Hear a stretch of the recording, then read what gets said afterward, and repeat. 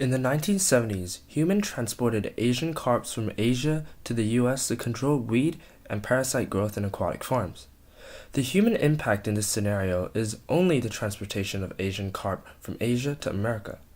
This human impact on biodiversity is indirect, as humans did not deliberately want to displace native species in the Mississippi River.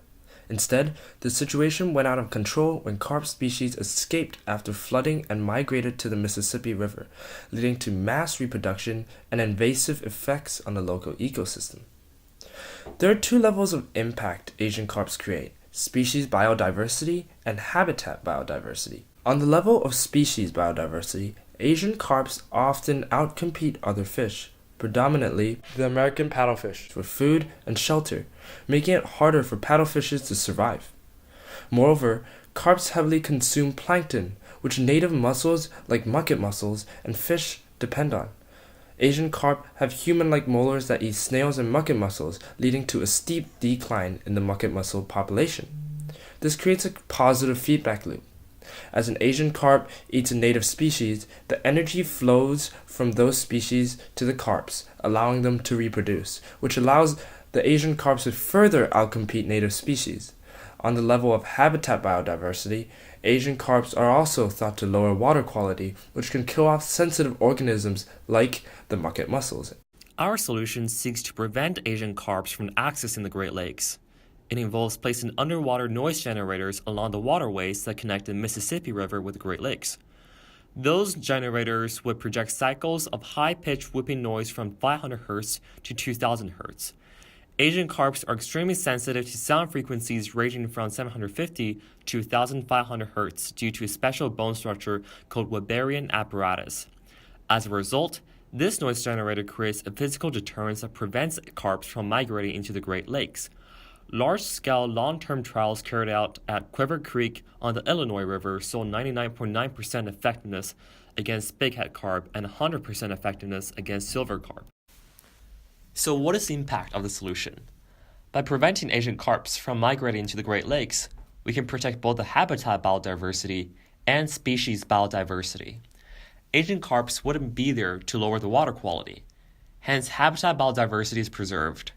In addition, Asian carps would no longer be able to eat plankton, bucket mussels, paddlefish, or outcompete native species there for food and space. Hence, species biodiversity is also preserved. One caveat, however, is that underwater noise may create sound disturbance that hinders the ability of sound species to perform acoustic signaling, which is a way of communication with sound. This could negatively impact the local habitat biodiversity, as native species that use acoustic signaling cannot live close to the noise generators. However, the benefits outweigh the cost. First, only the region of water that's in close proximity would be affected, as the effect of sound diminishes with the increase of distance. Second, the harm generated by the noise is far less than alternate methods like emitting CO2 into the water. Dissolved CO2 in the water results in carbonic acids, which affects the pH of the aquatic environment, thus hindering essential functions of life forms, as acid environment denatures enzymes and makes them harder to react with substrates. Third, the benefit of preventing Asian carps from migrating to the Great Lake and endangering many native species outweigh the harm of interfering with very few species' communication. You may also worry if the sound disturbance affects animals on land. The truth is, the sound that's generated underwater stays underwater. Very little sound passes from water to air, so organisms living on the land are barely affected. Even better, as the deterrence is sound instead of a physical wall, this system does not hinder the movement of ships across the water body. This creates an environmentally sustainable system that does not intrude into human lives or ground animal lives. This technology is also economically and materially sustainable, as it is very practical, easy to repair, and affordable. A simple sound broadcasting apparatus costs less than $2,000. It is also cheaper than existing options such as electric fences.